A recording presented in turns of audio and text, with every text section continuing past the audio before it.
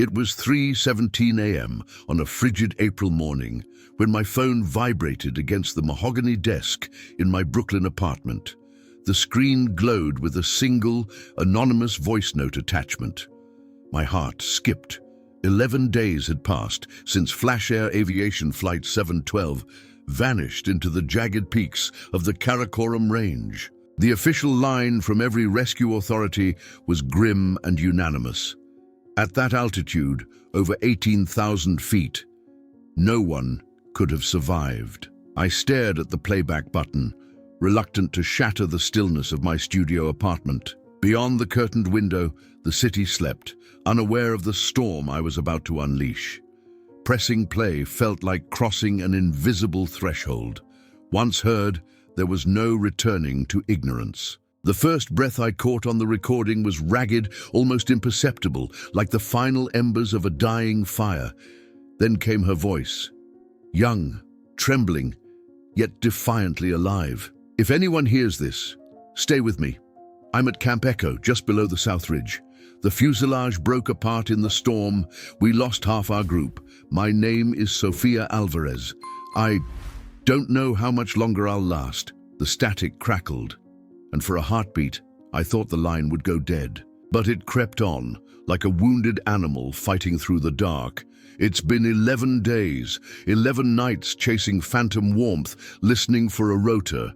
I've rationed water, 2 sips at dawn, 2 at dusk. My phone's on its last bar of battery. Please, someone. That was where the message cut off. No final plea, no fading whisper, just the raw echo of hope suspended in ice. I rewound, listened again, pressed pause, heart pounding. Who was this Sofia Alvarez? Her words conjured images of snow-blinded eyes, fractured bones, and the crushing solitude of high-altitude survival. But more than that, she sounded unbearably human, frightened, determined, and secretly defiant of the rescue teams who'd already written her obituary. 11 days earlier, Flight 712 had climbed out of Islamabad under starless skies, bound for Dubai. 87 souls on board, families, businessmen, a medical volunteer team returning from a Pakistani relief mission. 30 minutes into the flight, sharp turbulence shook the cabin. The last transmission from the cockpit. Unexpected downdraft. We're losing altitude. And then, a final garbled spike of static. Radar blips vanished. The jetliner had fallen off the screens. Search and rescue helicopters scoured the ridgelines for 7 days, hampered by fresh snow, swirling winds, and the sheer remoteness of the crash site. Camp Echo, a small geological research outpost carved into a shelf of ice and rock. By day 8, authorities issued their bleak bulletin. No signs of survivors, nothing but debris scattered across a vertical mile of cliff face. Expedition climbers and Sherpa teams confirmed the dead end. At 18,500 feet, the human body simply cannot endure the blast, the fractures, the hypothermia. Yet here was a voice note time-stamped April 24th at 3:17 a.m. GMT +5, arriving on April 35th at 3:17 a.m. EDT. An impossible bridge across oceans and time zones. My pulse raced with questions. Was Sofia the lone survivor? Were there others with her in a hidden crevasse? Or was this an elaborate hoax, a digital echo meant to prey on our worst fears? I booted up my laptop and dug into the manifest. No passenger named Alvarez. I cross-checked the flight crew records. No Sofia. My inbox flooded with press releases and official statements. Every authority doubled down. No survivors, mission suspended. Yet I held a lifeline.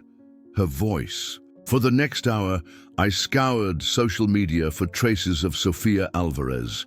A lonely Instagram post from years ago, a smiling girl in ski gear, captioned, "My first ascent, never felt more alive."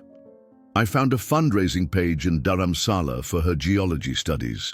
I tracked down a former research partner at the University of British Columbia who remembered her relentless energy in the ice lab. But she had graduated in 2022. Why would she suddenly be on a flight to Dubai? My editor called at 4 a.m. bleary-eyed. Don't tell me you've gone off the rails on a ghost note. She was skeptical. Who wouldn't be? I promised proof, email transcripts, whatever it took. The newsroom would eat this up as a tragic human interest piece, if it wasn't a cruel joke. As dawn broke over the East River, I drafted a wire. Mysterious voice note suggests possible survivor of Karakoram crash, and hesitated. If Sofia was real, truth demanded action. Reach out to the US, State Department, the Pakistan Civil Aviation Authority, every NGO with eyes on the mountains. But if I moved too fast, I risked endangering her. Unknown location, dwindling battery, unpredictable weather. My finger hovered over send. Behind me, the city yawned awake. Somewhere on ice-shattered rock and hidden camp debris, someone, Sofia, waited for a rescue that had abandoned her. And now, by the slimmest thread of techno-magic, she had given us a second chance. I exhaled. The investigation began. The following morning, I found myself on a conference call with US diplomats, military advisors, and Pakistan's Civil Aviation Authority. A mosaic of languages crackled through encrypted lines, each participant staring at the same grey satellite image of the Karakoram peaks. My heart pounded as I summarized Sofia's voice note. Camp Echo, South Ridge, water rationed, battery dying. I repeated her words verbatim, the static still echoing in my mind. "Is this verified?" asked Ambassador Hayes, voice clipped and cautious. "We've had false alarms before." I swallowed. Time-stamped April 24th at 03:17 local time. Metadata intact, no signs of tampering. Silence. Then General Tilton of US Special Operations cleared his throat. "We can't risk another failed mission for hearsay. But if there's even a glimmer of survival, we deploy." Within hours, Task Force Aurora was assembled. A dozen seasoned pararescue men, 2 Black Hawk helicopters adapted for high-altitude landings, and a contingent of Pakistani mountaineers led by Sherpa guide Tenzing Dorje, whose family had guided expeditions on K2 for generations. They loaded gear in Gilgit under a slate-grey sky, each man and woman carrying heat-amphibious suits, emergency shelters, and days of MREs. I watched the live feed from my newsroom, jaw clenched, as the first chopper blades began to turn. Back in Brooklyn, I retraced Sofia's last known digital footprints, zooming in on her Instagram posts and private messages. I discovered she'd been in Islamabad to deliver geophysical data to a Dubai Climate Research Center, satellite readings on glacial melt rates. Her passion for ice wasn't newfound. As a child, she'd climbed foothills with her father, cradling stones in her palms and dreaming of frigid summits. In each photo, her eyes shimmered with wonder and a daredevil's spark. Late that afternoon, an encrypted email arrived from an unmarked Pakistan address. "We have coordinates. Confirm operational authority before proceeding." Attached was a GPS coordinate set: 35.821 degree men, 76.5134 degree E. I recognized it as a steep pass just below the south ridge of Gasherbrum 2, beyond Camp Echo. It matched Sofia's description, a shelf of crumbled granite wedged between seracs of blue ice. The rescue team had less than 48 hours of clear weather before a storm front rolled in. I sent every ounce of my credibility with the US Embassy. "This coordinate aligns with the voice note. Proceed at first light." Then I did something I'd never done before. I called Sofia's last emergency contact, a Pakistani geologist named Dr. Amir Khan, whom I'd tracked through her fundraising page. He answered on the second ring, voice trembling. "Sofia? My God, if she's alive, that's a miracle." I heard your name from her posts," I said. "She mentioned you." Dr. Khan's silence filled the line. Then he whispered, "She loved the mountains, but she feared she wouldn't make it through this one. You must hurry." Meanwhile, Task Force Aurora's helicopters pierced the swirling grey at dawn. From thousands of feet below, They looked like dragonflies lost in an expanse of shale and ice. At 17,000 feet, the first chopper touched down on a narrow shelf, rotors kicking up snowdrifts that glittered like dust in the pale light. The team offloaded supplies, then strapped on crampons and oxygen tanks. Each step was a calculated risk. One slip could send a man tumbling into the void. By midday, they radioed in. "We've found debris field. Broken seats, luggage shards, a charred fragment of wing. No bodies." The wind roared through the gashes in the mountainside, a white noise howl that seemed to mock their efforts.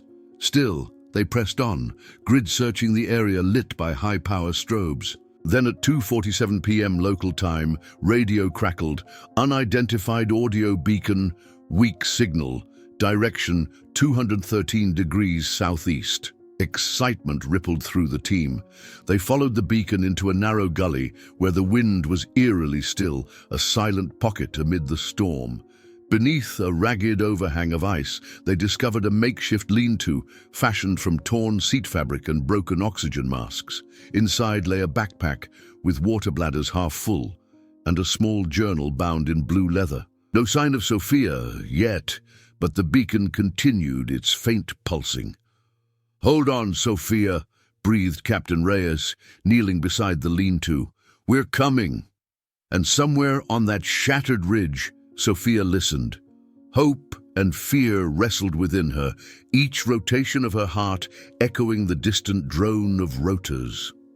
11 days had tested her body, but her spirit remained unbroken. The first hint of movement came as a whisper on the wind. Captain Reyes froze, his gloved hand raised to halt the team's advance. Beyond the clustered ice blocks and fractured granite, a pale shape slithered into view, a hand clawing at snow-dusted rock. The rescuers exchanged stunned looks. Hope flared like a beacon in the grey wasteland.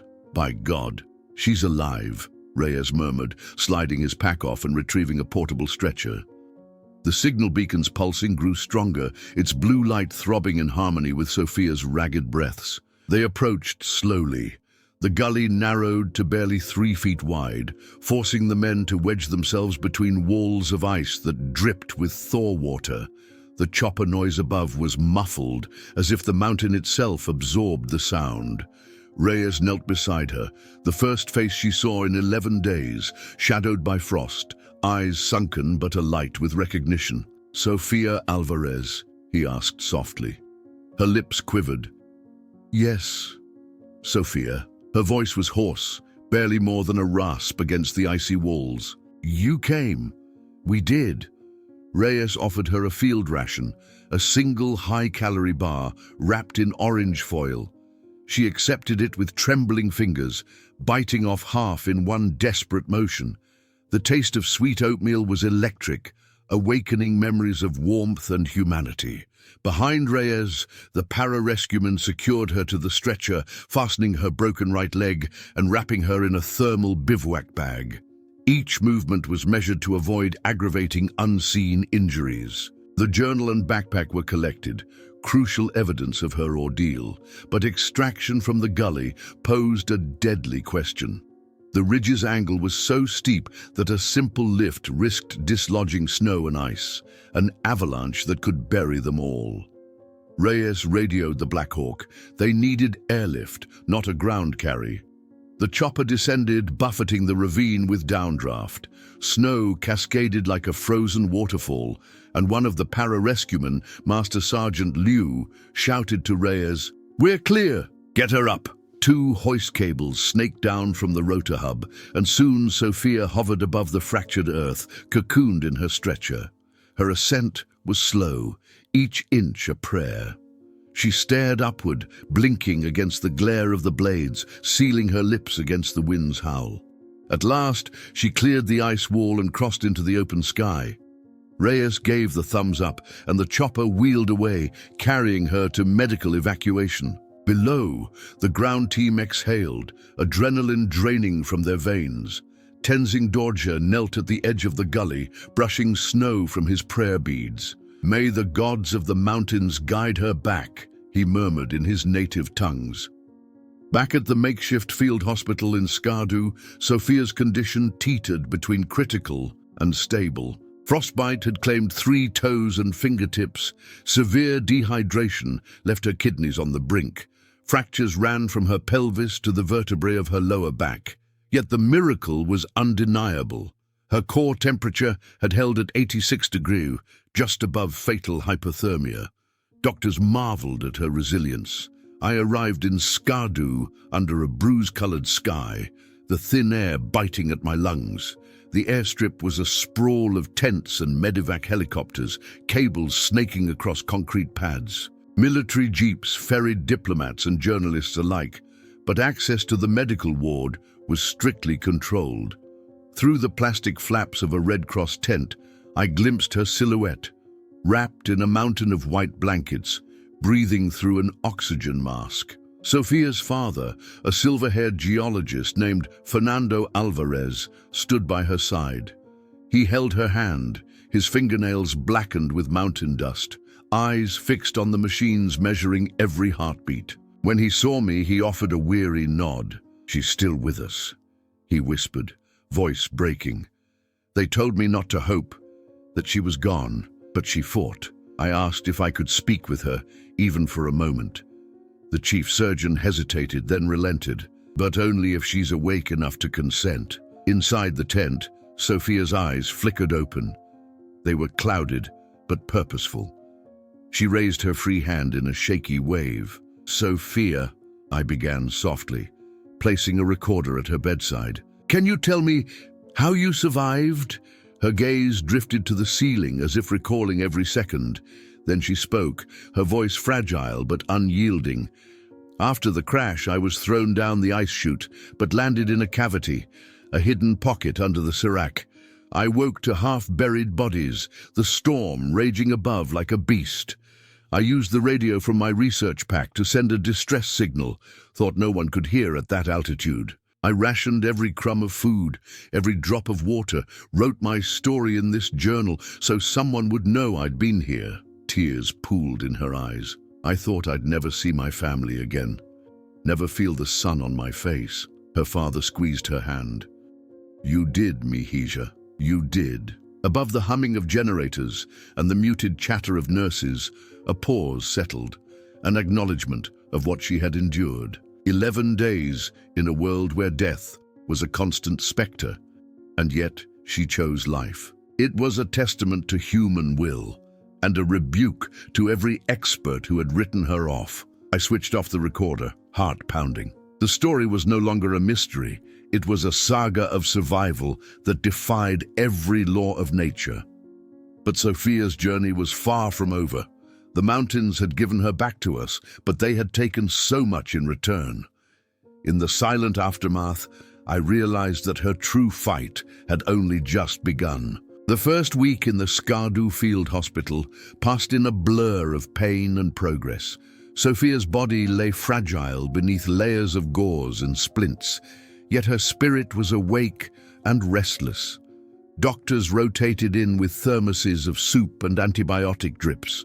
Nurses whispered encouragements as they changed bandages.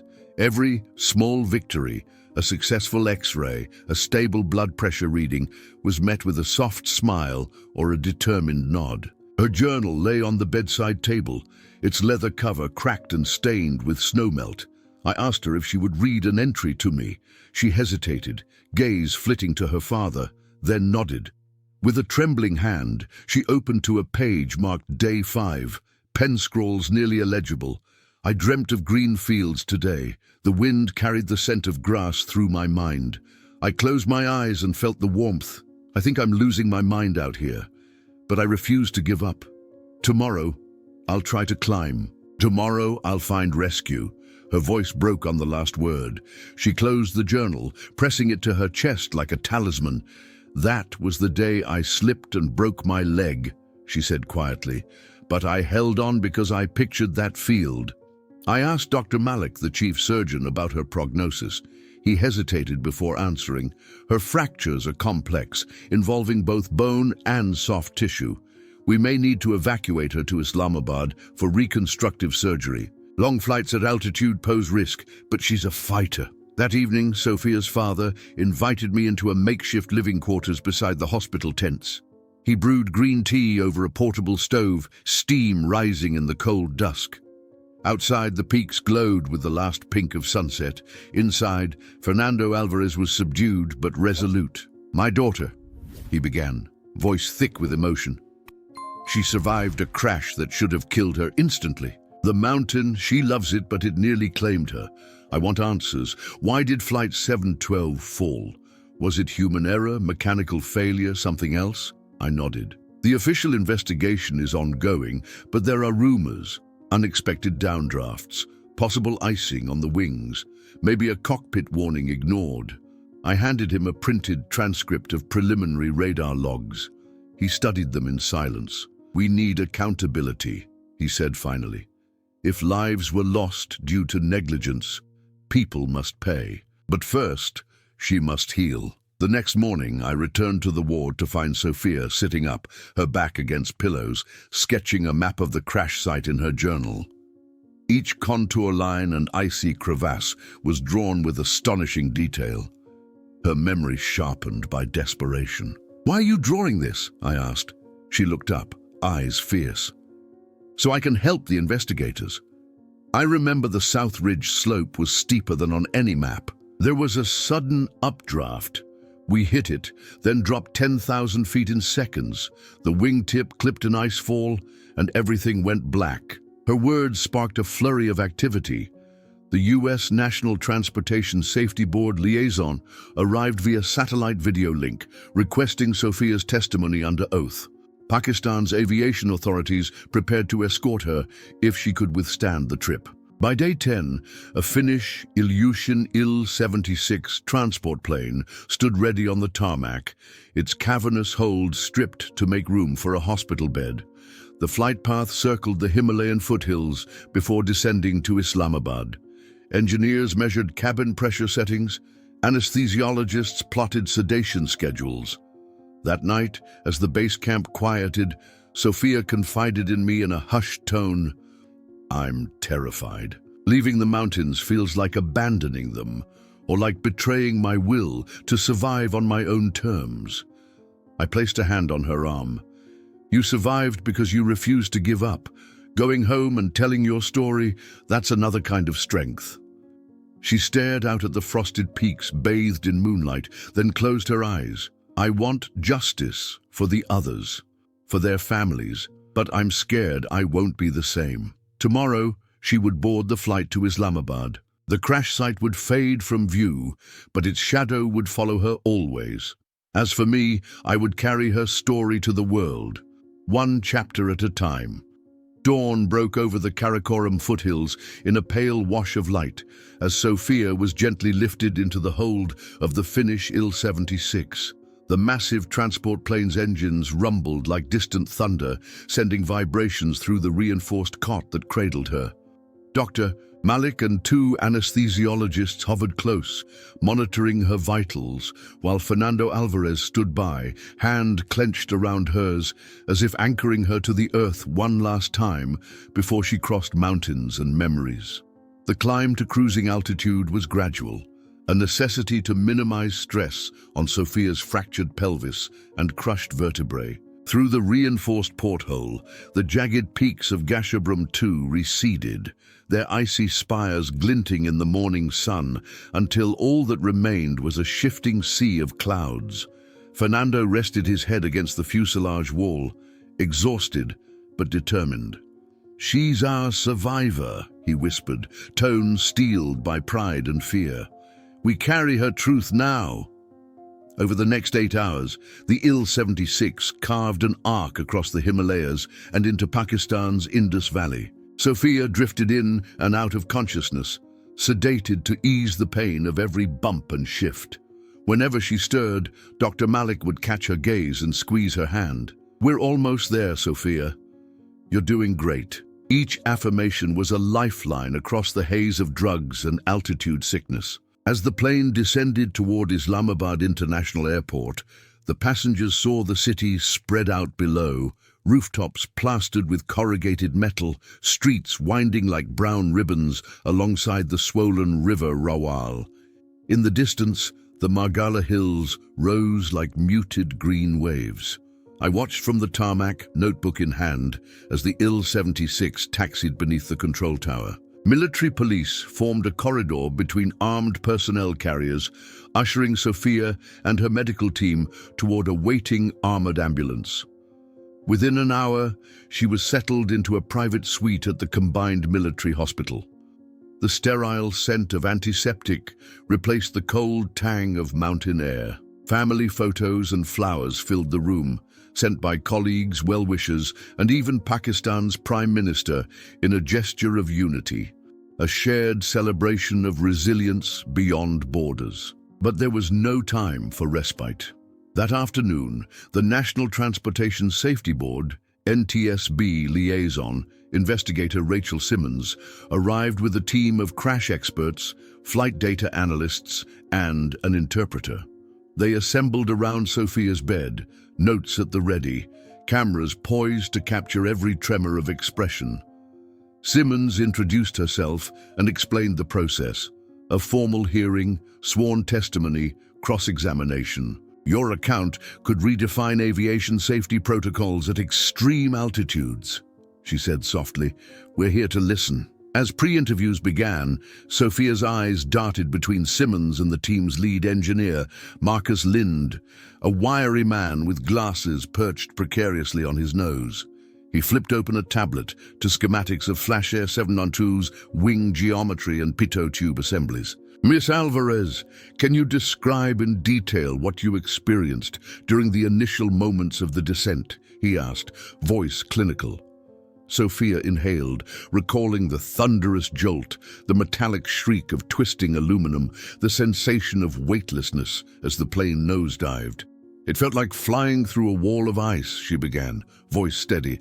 Then everything shook violently. Overhead bins ripped open, luggage tossed like rag dolls. I was thrown forward into the aisle, my head cracking against the seat frame. She paused, gathering strength. I managed to crawl to the service panel where I saw a light blinking, alt worn. I think the ice blockage triggered a false altitude reading, so the autopilot pitched the nose up suddenly, stalling the wing. Linda's eyebrows shot up. He made rapid notes, toggling screens to overlay Sofia's recount against flight data recorder logs. Simmons observed silently, gauging Sofia's comfort. Thank you, Simmons said at last. We'll need to verify these details with the recorder, but your first-hand account is invaluable. She signaled camera operators to lower lenses and thanked Sofia for her bravery. That evening, after the investigators departed, Fernando settled back in the fold-out chair beside Sofia's bed. You did it, he breathed. You faced them. Tears welled in his eyes as he reached for her hand, damp with sweat. Sofia nodded, exhaustion etched in every line of her face. They need the truth, she whispered. We need to know why they sent that plane up without proper de-icing procedures. A knock at the door introduced a representative from FlashAir Aviation, an unnaturally polished man in a crisp grey suit. He handed Sofia an envelope, his expression apologetic. Inside lay a letter. On behalf of FlashAir Aviation, we extend our deepest condolences for the lives lost on Flight 712 and our gratitude for your miraculous survival. We are launching a comprehensive review of our de-icing protocols. We will cooperate fully with the NTSB and Pakistani authorities. No signature, no acknowledgement of liability, just words shaped to protect corporate interests. Fernando's knuckles whitened as he bawled the letter. They tried to pacify us with platitudes, he growled, but they can't erase what happened. He handed Sofia a fountain pen and a blank sheet of paper. Write them back. Demand answers. Sofia's hand shook as she wrote, I survived 11 days in the Karakoram because of a single faulty reading that should never have occurred. You owe the families of Flight 712 the courage to admit failure, not corporate spin. She signed, Sofia Alvarez, survivor, witness to Flight 712. Folding the note, she slid it back to the FlashAir rep, whose forced smile faltered for a flicker before he excused himself. That night, the ward settled into an uneasy quiet. Sofia lay back, staring at the ceiling fan's slow rotation. Every hum felt like an echo of the storm winds that nearly killed her. She squeezed her father's hand, offering a faint smile. "Tomorrow," she said, "we make them listen." And as the lights dimmed and monitors blinked their steady beeps, Sofia Alvarez closed her eyes, bracing herself for the fallout to come. Morning sunlight filtered through half-drawn curtains as Sofia Alvarez struggled into a crisp navy blazer and white blouse. Her broken leg, still encased in a support brace, propped up on pillows beside her hospital bed, looked out of place amid the sterile sheets. Yet this morning was not for rest. It was for reckoning. By 8:30 a.m., a convoy of black SUVs wound through Islamabad's busy streets, escorted by military police and medics. Sofia, her father Fernando, and investigator Rachel Simmons sat in the rear of the lead vehicle, their faces set in solemn determination. Cameras flashed from the sidelines as they emerged, capturing the survivor's first public appearance since her rescue. Inside the courtroom at the Civil Aviation Authority headquarters, rows of empty chairs waited. FlashAir Aviation's legal counsel, sleek in charcoal suits, stood to one side, arms folded, their expressions guarded. Across from them, relatives of the deceased passengers filled the front rows, grief etched into their faces, hands wringing tissues and photographs. Sofia's wheelchair rolled to the front. The hearing opened with formal introductions by Presiding Officer Justice Malik. "We are here to examine the causes and liabilities surrounding FlashAir 712, he intoned. "Ms. Alvarez, you may begin your statement." Taking a breath, Sofia wheeled herself upright and spoke clearly. On April 13th, Flight 712 encountered severe icing conditions over the Karakoram range. Despite multiple cockpit warnings, the de-icing system was not engaged. This failure caused the pitot tubes to misread altitude, leading to the stall and crash. 11 days later, I survived in sub-zero temperatures by sheltering in a serac cavity and rationing minimal supplies. I am here to ensure no other family endures this cruelty. A hush fell.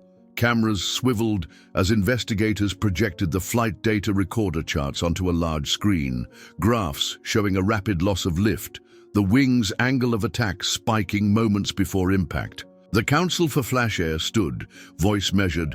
"Ms. Alvarez, we acknowledge your survival is nothing short of miraculous. However, weather conditions that day were extreme. The pilots had only seconds to react. We contend that the standards for de-icing procedures were followed according to the manual." Sofia's jaw clenched. Through tears, she recounted her hands fumbling at the controls when the warning light flickered red. "I heard the co-pilot say, 'It's too late, ice is everywhere.' But the de-icer switches, they remained off." Counsel produced internal emails leaked from FlashAir's technical team showing budget-cutting directives. Reduce maintenance hours by 15%, reallocate to flight ops. The murmur in the courtroom grew as families leaned forward, eyes blazing with the implication of corporate negligence. Justice Malik called for order. "We will examine these documents in detail. Ms. Alvarez, your testimony is invaluable.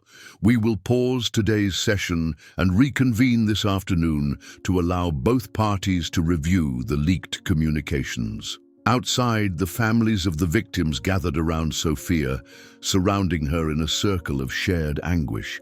A grieving mother pressed a framed photo of her daughter into Sofia's hands, whispering, "Thank you for speaking our truth." Sofia nodded, voice caught in her throat, tears spilling down her cheeks. Later that afternoon, FlashAir's CEO, pale and flustered, was summoned to testify under oath. The preliminary session devolved into acrimony as email after email was read aloud, detailing memos to delay non-essential de-icing maintenance during peak season to optimize fleet availability. Under cross-examination by the family's attorney, the CEO admitted oversight. "Our commitment to on-time performance led to unfortunate priorities, for which we take responsibility." Justice Malik glanced between the assembled parties. The evidence suggests systemic failure at multiple levels: technical, operational, managerial. This hearing will continue until every aspect is thoroughly scrutinized. As Sofia left the courthouse, the press swarmed. Microphones thrust forward, shouting questions. "Ms. Alvarez, do you feel justice will be served?" She paused, drawing strength from the faces of the bereaved families behind her, then said simply, "Today, truth was our ally. Tomorrow, justice must be." That night, back in her hospital suite, Sofia lay awake, listening to the rainfall tapping against the window. Each drop sounded like a heartbeat, steady, unrelenting. She knew the road ahead was long: legal battles, potential appeals, emotional scars that might never fully heal. Yet she had found her voice, and with it, the power to prevent another tragedy. In the darkness, Sofia closed her eyes and thought of the peaks where she lay for 11 days, silent sentinels of ice and stone. She had survived their fury, and now she would survive this fight as well. The courtroom had been her next mountain to climb, and she would not falter.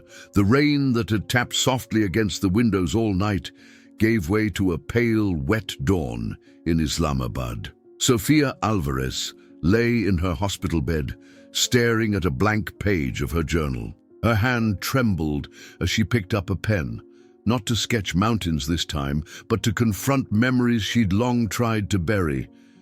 11 days in the Karakoram had forged new nightmares.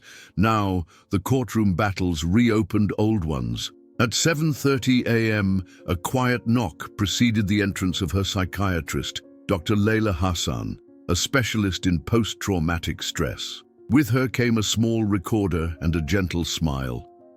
"Good morning, Sofia," Dr. Hassan said, pulling up a chair. "How are we feeling today?" Sofia exhaled, her breath fogging the glass of the window behind her. "Tired," she admitted.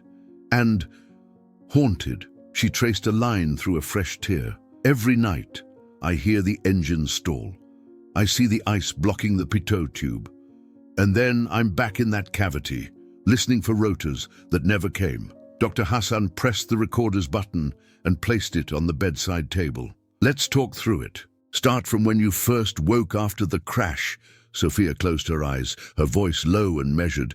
"The world was white, like snow everywhere I looked, but so much more than snow. It was bone-chilling cold, the kind that steals your thoughts. My body felt shattered. I couldn't move my left arm, and I remember thinking, if I try to move, I might bleed out. So I stayed still, listening." She inhaled deeply, drawing on reserves of courage. "I realized I wasn't under the wing or fuselage. I was in a crevasse, trapped under ice. The storm was raging above. The wind howled through those cracks, like the mountain itself was screaming. I couldn't tell which sound was outside and which was the storm in my head." Dr. Hassan nodded, jotting notes. "And your first steps towards survival?" "I found a small radio in the supply pack. Its antenna bent beneath ice. I taped it back as best I could and hit send on the distress channel. I had no idea if any station would pick up, especially at that altitude. Then I remembered the water bladder. It had 5 ounces left. I gave myself 2 sips at dawn, 2 at dusk, saving the last for when I thought I might give up." Sofia's lips quivered. "I spent hours talking to myself. I prayed. I told the mountain I was sorry for trespassing. I promised I would climb it someday in peace, not as a trespasser trapped by a crash." The recorder's red light blinked steadily. Dr. Hassan leaned forward. "When did you realize you had to keep moving?" Sofia's brow furrowed. "Day 4. My leg was too painful to ignore. I tried to shift, and the snap, something deep within me broke, not just bone. I cried out, but the echo swallowed the sound. That's when I wrote in the journal, 'If I stay here, I'll become part of the ice.' After that, I had to climb, if only 10 feet, then another, always following the sun's path." Dr. Hassan stopped the recorder. "Thank you, Sofia. Processing these memories is painful, but it builds resilience. We'll continue tomorrow." She slipped the recorder into her bag, offering Sofia a small, empathetic nod before leaving. Alone, Sofia stared at the blank journal page. The past had spilled onto the record, but it was only the first part of her story. Closing her eyes, she envisioned the runway at Islamabad, the enormous Il-76 lifting her through clouds. Her body had grown strong again, but her mind was still stitching itself back together. Later that morning, news broke of a memorial service for the victims of Flight 712 in New York City. Families, diplomats and airline representatives would gather at St. Patrick's Cathedral a week after the Pakistani hearing.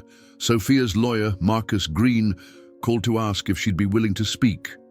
She hesitated. Speaking in Islamabad had been one thing. Addressing a global audience in her own country felt more daunting. But the families needed her. The world needed to see what corporate negligence could cost. She agreed, and the studio confirmed her slot for the 2 p.m. ceremony. The hours leading up to her flight home were a blur of preparations. Dr. Malik helped her transfer from the hospital bed to a reclining wheelchair, padding her brace to ease the ride. Fernando packed her suitcase, jeans and sweaters for cooler autumn in New York, plus the battered blue journal strapped with a leather cord. "Take this," he said, pressing it into her hands. "Let them hear your voice as raw as the mountain heard it." At 11:15 a.m., a military transport jet shuddered down the runway, bound for Dover Air Force Base. A private ambulance met Sofia as she descended the steps, whisking her to the tarmac plane. Dr. Hassan accompanied her, a comforting presence in the narrow cabin. The sun was a bright disk overhead, unfamiliar after days of haze in Islamabad. Mid-flight, Sofia listened again to the recorder's playback, her own voice from hours earlier, unfiltered and trembling. She closed her eyes and let tears fall, releasing pain she'd held since day one in that icy gully. When she opened them, a new resolve glinted in her gaze. Touching down at Dover, the cascade of cameras was almost overwhelming. Press photographers called her name, microphones thrust forward in pursuit of a soundbite. Clad in her navy blazer, she wheeled through the throng with Dr. Hassan and Marcus Green flanking her. Fernando waved from the back seat of her car, a small, proud figure under the terminal lights. Late afternoon, at the ceremony inside St. Patrick's, sunlight filtered through stained glass. The cathedral's high arches echoed with organ chords as families of the deceased sat in the front pews, a mixture of grief and expectation on their faces. Clergy led prayers, choirs lifted voices in a requiem. When her turn came, Sofia approached the podium with the blue journal clutched to her chest. Her father's presence behind her offered solidarity, and the watchful eyes of bereaved families demanded truth. She leaned into the microphone and cleared her throat. "I stand before you not as a hero, but as a witness. On April 13th, Flight 712 fell from the sky because of human decisions born of cost-cutting and complacency. 11 days later, I walked away from the mountains alive. 86 others did not. Their names should never be forgotten. Their families deserve more than apologies. They deserve accountability. Let us honor their memory by ensuring no such tragedy ever happens again." Her words rang through the vaulted space, met by hushed reverence and then an eruption of applause, tears, embraces, and silent prayers. For the first time, Sofia felt the weight of her survival transform into purpose. The shadows of her past had been laid bare. Now she would step into the light of action. The sun slanted through the tall windows of the U.S. Senate's Commerce Committee hearing room as Sofia Alvarez was wheeled toward the witness table. A steady hum of whispered conversations filled the chamber. Journalists searching for angles, staffers coordinating exhibits, senators preparing opening statements. 2 years after her rescue and 1 year after the FlashAir Aviation trial, Sofia had been called to testify before Congress on aviation safety reforms. Flanked by her attorney Marcus Green and accompanied by Dr. Layla Hassan, Sofia's leg brace was hidden beneath a tailored skirt suit. Her once frostbitten fingers were fully healed now, nimble as she tapped at the microphone to adjust its height.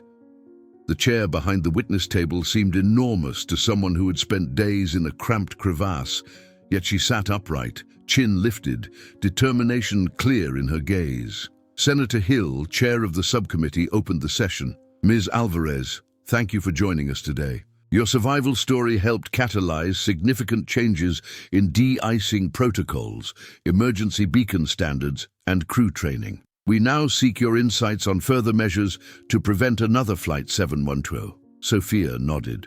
Her voice, steady and resonant through the room's speakers, carried the weight of 16 hours in isolation. Thank you, Senator. When I survived those 11 days, I did so because a single improvised radio beacon, far beneath industry specifications, saved me. We must require that all commercial aircraft carry self-activating personal locator beacons with a battery life of at least 14 days, operable at altitudes above 20,000 feet and in extreme weather. No passenger should have to cobble together a signal from research equipment. A chart lit up behind her, an infographic comparing current beacon standards to her makeshift device, showing the gap in battery life and signal strength. She continued, "Second, de-icing systems must be tested and certified under simulated extreme conditions. The regulatory threshold for severe icing needs expansion. Pilots and maintenance crews must undergo live fire, so to speak, training in cryogenic wind tunnels. We cannot rely on checklists alone when lives hang in the balance." Her testimony stretched beyond technical fixes. She spoke of the psychological toll on survivors and families. Surviving was only the beginning. I spent months relearning how to trust my own body, my own judgment. Passengers must have access to post-incident mental health support networks. Airlines should fund a permanent crisis center offering counseling, legal aid, and peer support services for all victims of aviation disasters. As Sofia laid out each recommendation, senators and staffers furiously took notes.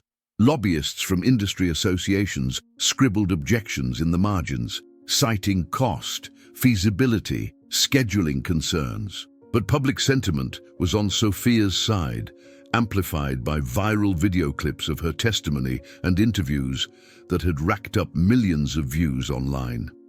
When the questioning segment began, Representative Chen from Washington State leaned forward. "Ms. Alvarez, some critics say these measures could drive ticket prices up by 5 to 10%.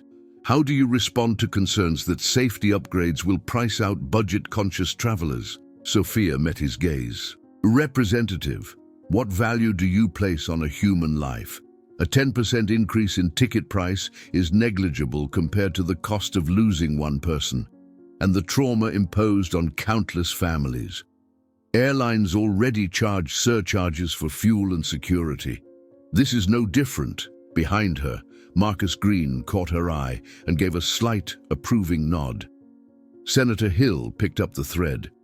"Ms. Alvarez, your journey has reshaped our understanding of survival. On behalf of this committee, I pledge to draft legislation incorporating your key points. We will hold a markup session next month to finalize the Aviation Safety and Mental Health Act." A ripple of applause followed as Sofia stood, signaling the end of her testimony. She exited the hearing room to a chorus of flashes from cameras and shouted questions. Reporters clamored for sound bites. Will the bill pass? What's next for her advocacy? Sofia, with poised grace, reiterated her mission: to honor the memory of Flight 72's passengers by ensuring no one ever endures what I did. That evening, in her modest Washington, D.C. apartment, Sofia sat at her desk, the blue leather journal resting beside her laptop. Dr. Hassan joined her via video call. "How are you feeling after today?" she asked. Sofia exhaled, rubbing her temples, exhausted but hopeful. "These hearings can feel like climbing another mountain, each floor lined with political crevasse and hidden storms. But today, I saw progress." Dr. Hassan smiled. "Your resilience continues to inspire. Remember to rest too." Sofia nodded, closing her eyes for a moment. She thought of the men and women in the Senate chamber who would now champion her cause. advocates armed with her experience and her data. She had become more than a survivor. She was a catalyst for systemic change. Before logging off, Sofia opened her journal to a blank page and wrote, "From the ice-choked caves of Gasherbrum to the marbled halls of power, the fight for safety continues. This pen, my voice, and your votes. Together, we stand guard against another tragedy." She closed the journal with finality and looked out at the twinkling lights of the city below. The mountains had whispered her story to the world. Now, in corridors of power, her voice would echo until change was secured. 6 months had passed since Sofia Alvarez's testimony before Congress, and autumn's copper glow was giving way to winter's steel-gray skies in Washington, D.C. Gone were the carved shadows of the Karakoram peaks, yet their ghostly contours still shaped Sofia's dreams. She stepped out onto the terrace of the Cannon House office building, the city's skyline etched in frosted breath against the early morning light. Her phone buzzed with a message from Senator Hill. "Markup schedule confirmed for next Tuesday, 9 a.m. Please review attached draft." Inside her office, a flurry of documents lay spread across her walnut desk. The Preliminary Aviation Safety and Mental Health Act, ASH Act, in its newest iteration, cost analysis spreadsheets, and an updated version of the personal locator beacon specifications. Sofia tapped a pencil rhythmically against each proposal, her mind traversing a landscape of policy language as jagged and technical as any mountain pass. Before she could dive in, a knock sounded at the door. Marcus Green, her attorney, entered, hands clasped behind his back. "You have 10 minutes before your call with the FAA's rulemaking committee," he said, closing the door quietly. "They want to go over Section 4B, your beacon mandate." Sofia stood and gathered the stack of papers, smoothing the corners. "Thank you," she replied. "Let's make sure they can't water down 14 days battery life." "That's non-negotiable," Marcus nodded, then paused. "After that, you have a segment on Morning Joe, and tonight the Airline Pilots Association is hosting a panel on operational feasibility. They've invited you to speak alongside Captain Reynolds, but the APA has been lukewarm on our de-icing proposals." Her jaw tightened. For every ally she'd found in the Senate, there were entrenched interests in the aviation industry, unwilling to absorb the costs of enhanced safety measures. Yet she knew compromise had to be tactical, not total. "Understood. I'll be prepared."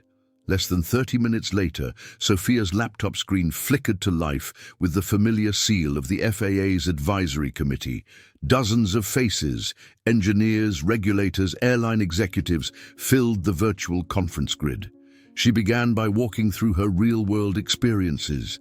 The beacon on Flight 712 was a makeshift rig. It failed within 2 days. Had a certified device with proven performance been on board, rescuers would have found me within 24 hours, not 11 days. Survivability isn't theoretical. It's measured in minutes, hours, days, when every second counts. A senior engineer from a major beacon manufacturer interjected, 14 days of battery life at -50°C will increase device weight by over 30%. And cost by 25%. That compromises aerodynamics and storage capacity.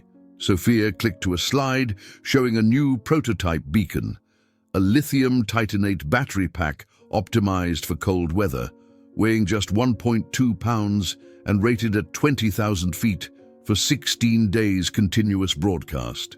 Independent lab tests commissioned by the NTSB confirmed its performance. "This technology exists today," she emphasized. "It just needs regulatory mandate, not optional add-on." The meeting wrapped with an agreement to incorporate the specification into the Notice of Proposed Rulemaking, subject to public comment. As the screen dimmed, Sofia allowed herself a moment of quiet satisfaction. One more barrier had been cleared. The day's second challenge came at 9 a.m. on MSNBC's Morning Joe. Cameras panned to her as she joined Joe Scarborough and Mika Brzezinski via satellite. The Chiron read, "Survivor Advocates for Safer Skies, Sofia Alvarez." The hosts opened with a clip of her congressional testimony. Joe leaned forward. Sofia, pilots say enhanced de-icing protocols could delay flights and add costs. How do you respond to concerns about schedule reliability and rising fares? Sofia's gaze was calm, resolute. Airlines already build buffers into their schedules for maintenance, weather, and security checks. A comprehensive de-icing procedure adds 15 minutes per flight on average. That's less than the time it takes to unload baggage at many airports. And if one life is saved, the economic cost is irrelevant. Mika added, "What about mental health support networks for passengers and families? How would that work?" Sofia smiled gently. Imagine an online portal staffed 24/7 by counselors, legal advisors, and veteran survivors, accessed via mobile app. Airlines could partner with non-profit groups to fund it. The cost per passenger would be less than the price of a snack on board. The segment ended with applause from the in-studio audience and a round of supportive tweets lighting up her feed. Yet the hardest conversation awaited her that evening at the Airline Pilots Association panel.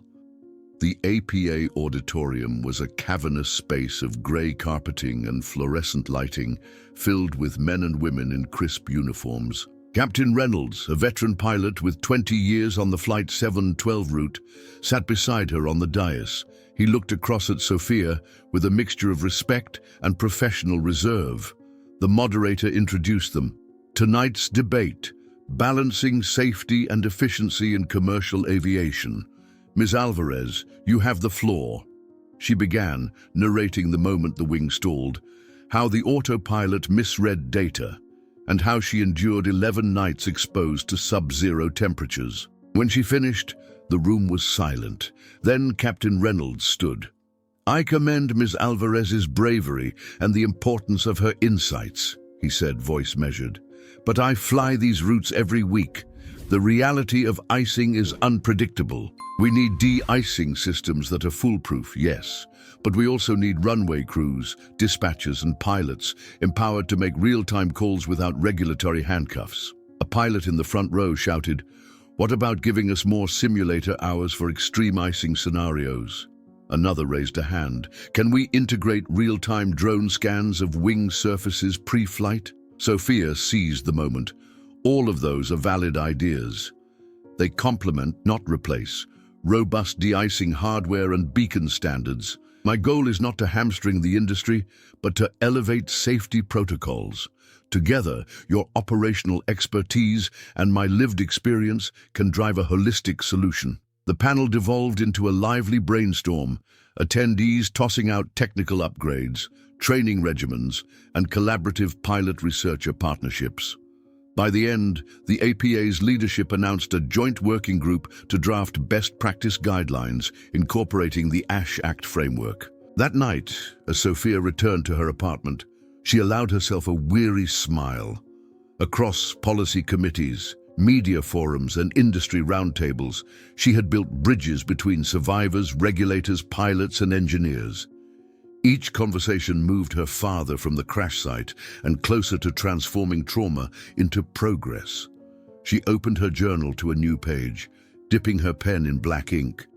Safety is not the province of one group alone. It emerges when survivors, pilots, lawmakers, and makers unite across divides.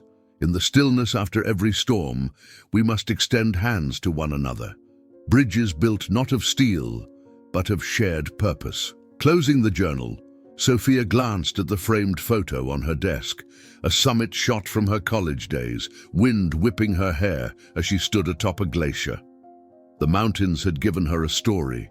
Now she was forging a legacy, and the journey was far from over. Spring crept through the corridors of power in Washington, D.C., painting cherry blossoms pink and coaxing migrants of memory from the cold corners of Sofia Alvarez's mind.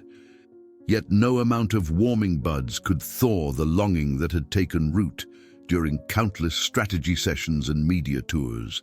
A return to the Karakoram range, not as a castaway, but as an advocate armed with new tools. By mid-May, Sofia had secured transport via the U.S. State Department's Civil Military Cooperation Office, a refurbished Bell 412 helicopter fitted with prototype personal locator beacons and de-icing sensors of her own design. Alongside her flew Dr. Layla Hassan, now leading a small team of aerospace engineers and psychologists, and Tenzing Dorje, the Sherpa guide who had first navigated the treacherous passes in the rescue of Flight 712. Under overcast skies in Skardu, the helicopter's blades kicked up a swirl of thawing snow as it settled onto the tarmac.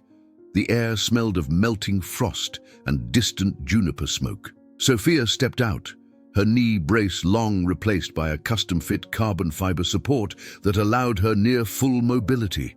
Her gaze lifted to the soaring walls of Gasherbrum 2, now still crowned by winter's last snows. "Feels different this time," she murmured to Tenzing, watching clouds drift between granite spires. He nodded, eyes crinkling with a gentle smile. "We come not to survive, but to ensure others do," he replied in his calm accent. "Your beacon will guide many home." Their mission unfolded over the next 10 days in a series of field trials and community workshops.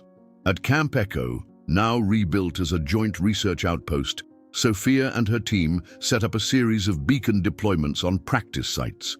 Ridges, scree slopes, and hidden crevasses deliberately carved into the ice by the engineers.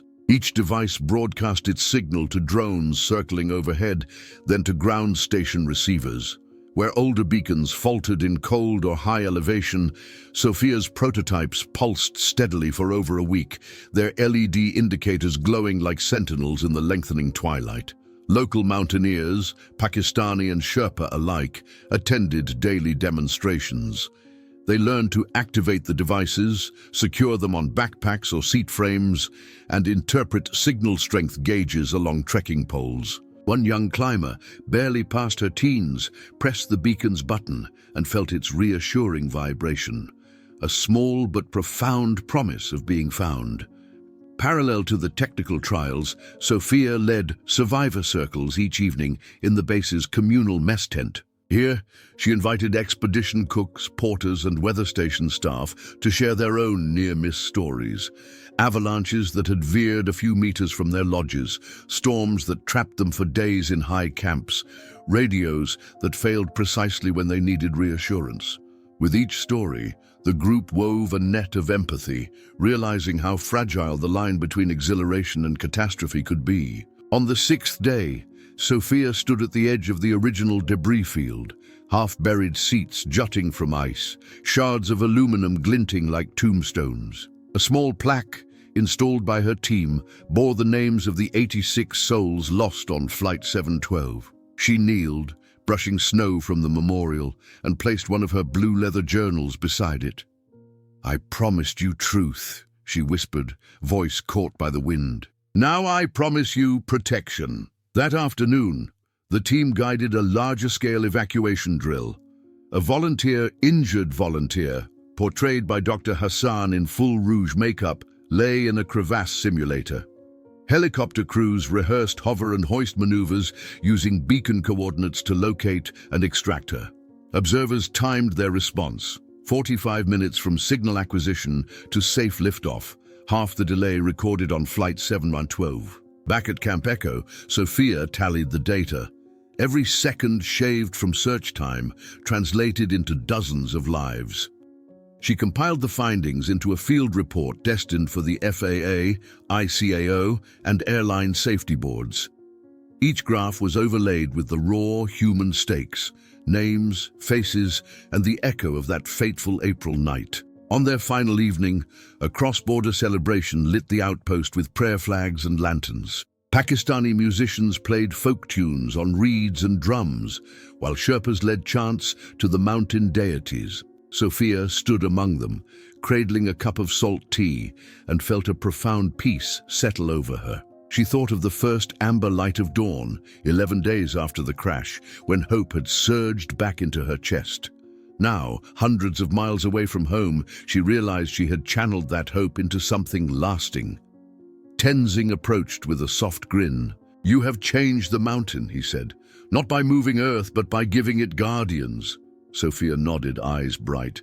"And in doing so, the mountain changes us all." As the lanterns drifted into the night sky, Sofia Alvarez closed a chapter on the Karakoram, but opened countless new ones in safer skies around the world. And in each, her voice would remain a beacon calling survivors home. The crisp pre-dawn air of Paris in early October carried an unexpected warmth as Sofia Alvarez disembarked from the Eurostar at Gare du Nord. The city's stone facades glimmered under ancient streetlights, their golden glow reflecting off damp cobblestones. As she stepped into the marble hall, a team of ICAO delegates greeted her with smiles and pressed a steaming cup of coffee into her hands.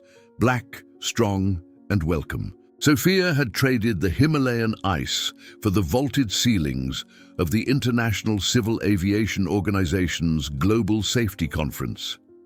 Here, representatives from over 190 countries had convened to debate the final adoption of the protocols she had championed: extended beacon requirements, enhanced de-icing certification, and universal post-incident support networks. Her task was to deliver the keynote address and seal the pact that would transform aviation safety forever. Walking into the Salle des Assemblées, Sofia paused to take in the semicircle of flagpoles. Turkey, Malawi, Canada, Chile, India, and 100 others waving gently in the indoor breeze. She recalled the moment 11 days into her ordeal when hope had felt like a distant star above a frozen canyon.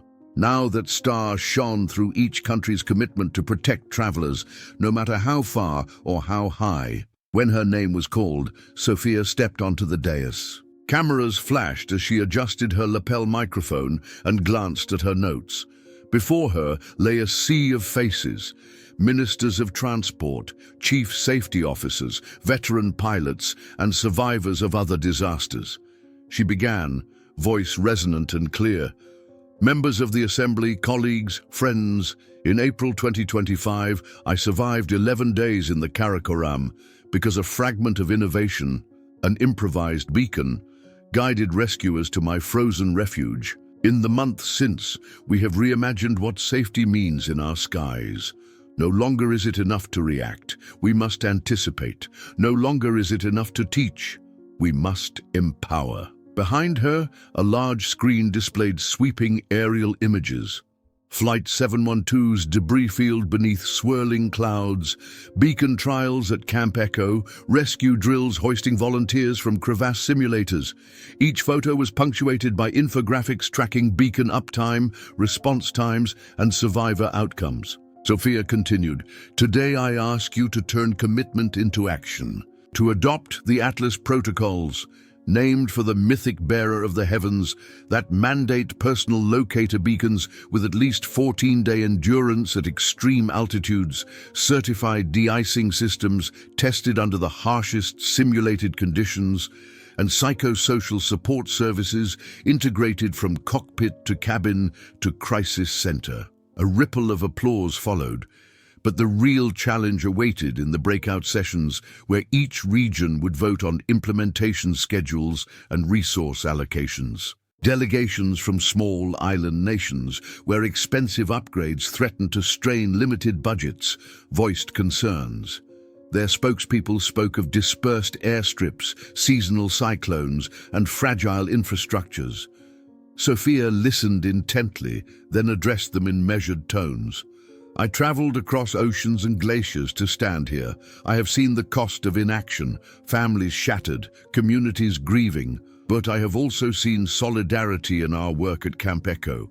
Pakistani engineers teaching Sherpa guides to install beacons, Airbus technicians collaborating with US Special Ops pararescue men to refine hoist cables.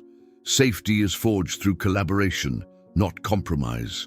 Her words resonated. A delegate from Fiji rose, voice steady.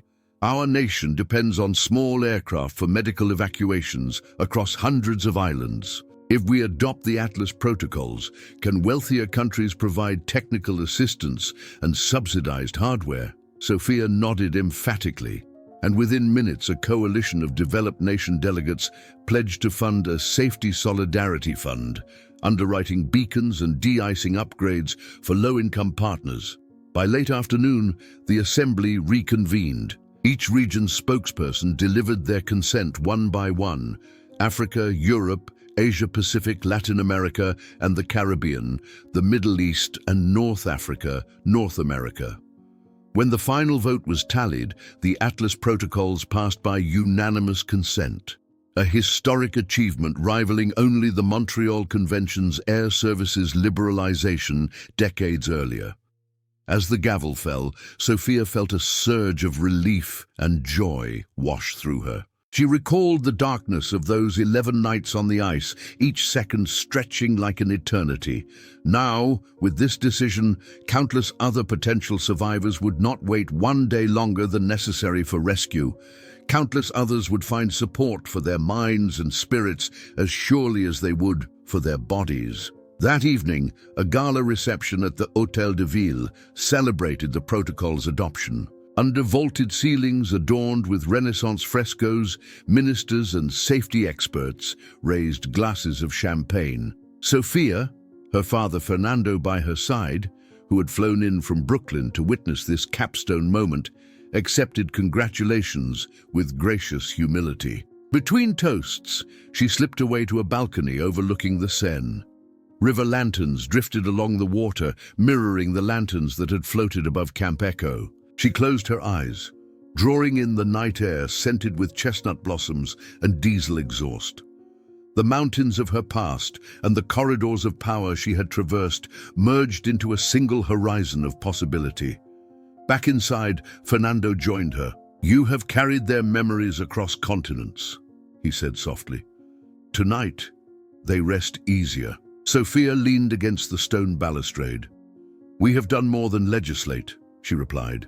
"We have lit 1,000 beacons of hope." As the Seine's waters glinted beneath the moon, Sofia Alvarez allowed herself a moment of quiet triumph. The story that had begun in a frozen gully had become a testament to human resilience and a blueprint for safer skies. Yet she knew the protocol's enactment was not the end, but a beginning. The Atlas Protocols would require vigilance, updates, and unwavering commitment as technology advanced and new challenges arose. Still, as she stood there, she felt certain of one thing. Wherever the next crisis struck, the lessons forged in the shadow of Flight 712 would guide the way, illuminating every dark passage with the promise of survival. The winter of 2026 arrived softly in New York City, a gentle hush of snow blanketing Central Park in quiet white. Inside a restored brownstone loft overlooking the reservoir, Sofia Alvarez sat at her oak writing desk, the blue leather journal, her first testament of survival, lying open beside a laptop streaming live data from mountain rescue exercises in the Rockies, Andes, and Alps. Over the past year, the Atlas Protocols had been enacted in 112 countries. Commercial airlines now carried next-generation beacons that self-activated upon cabin decompression or extreme impact, sending GPS coordinates directly to global satellite networks. De-icing systems underwent live testing in cryogenic wind tunnels, ensuring fail-safe performance. And every carrier offered a 24/7 crisis portal staffed by trained counselors, legal advisors, and peer mentors, so that survivors, families, and crews could navigate trauma together. Yet Sofia's mission had shifted from advocacy to stewardship. As Executive Director of the Global Aviation Safety Foundation, GASF, she coordinated cross-continental initiatives, awarded innovation grants, and published quarterly SkySafe reports, tracking incident response times and beacon uptime statistics. Today's agenda included a video conference with the Chilean Air Rescue Service, sharing best practices gleaned from Karakoram trials, and a roundtables on implantable micro-beacons for extreme alpinists. But first, she paused to reflect on how far she had come. On the exact moment, 11 days after Flight 712's crash, when her makeshift radio crackled to life, and she realized she was no longer alone. From that raw spark of hope had grown a global movement. Her phone buzzed with a message from Ambassador Hayes, now GASF's liaison to the UN. Board votes tomorrow on in-flight beacon integration for all private and business jets. Thank you for your tireless work. Sofia allowed herself a small smile.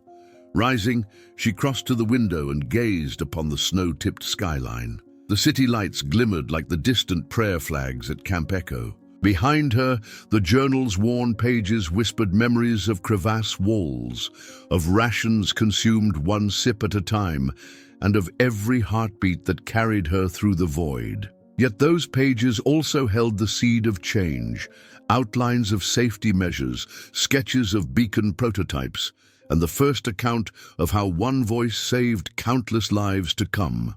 At 9 kdm EDT, she joined the UN's Safety Committee in Geneva via holographic feed. Delegates from private jet associations, corporate flight departments, and state aviation regulators gathered to vote on extending beacon and de-icing mandates beyond commercial carriers. Sofia addressed them. Every flight is a promise to transport, to reunite, to explore. When that promise is broken, we bear the responsibility to restore it. Integrating these standards across all sectors is not an expense. It is an investment in every life aloft. The vote passed unanimously. Applause rippled through the virtual chamber as Ambassador Hayes turned to Sofia, giving a thumbs up that glowed brighter than any headline. By noon, Sofia was on a live roundtable with mountain guide associations in Nepal, Switzerland, and Patagonia, discussing the adaptation of aircraft beacon technology for high-altitude trekking teams. They brainstormed wearable distress capsules powered by kinetic energy harvested from a climber's movement, an idea inspired by camp workshops under the Karakoram sun. As evening fell, Sofia returned to her loft, weary but fulfilled. She brewed tea and opened a fresh notebook, pen poised. Decades from now, she imagined climbers and flyers turning back to her words. Both the raw, unfiltered entries from that April and the detailed recommendations that followed. But tonight, she wrote a new foreword. For every traveler who finds themselves stranded on ice-scoured ridges or in life's unforeseen turbulence, may you hear the steady pulse of hope in your chest and know that across oceans and mountains there exists a network of care. With each sunrise, we renew our vow. No one will wait alone in silence. She closed the journal, placing it gently on the shelf alongside the gaggle of policy papers and prototype beacons that now defined her life's work. Outside, the city's lights danced upon fresh snow, proclaiming a world awakened to safety, solidarity, and compassion. And somewhere high above, on a transcontinental flight crossing frozen tundras and tropical seas, a state-of-the-art beacon pulsed steadily, an unbroken line from Sofia's first desperate signal to a future where every traveler's call would be answered without fail.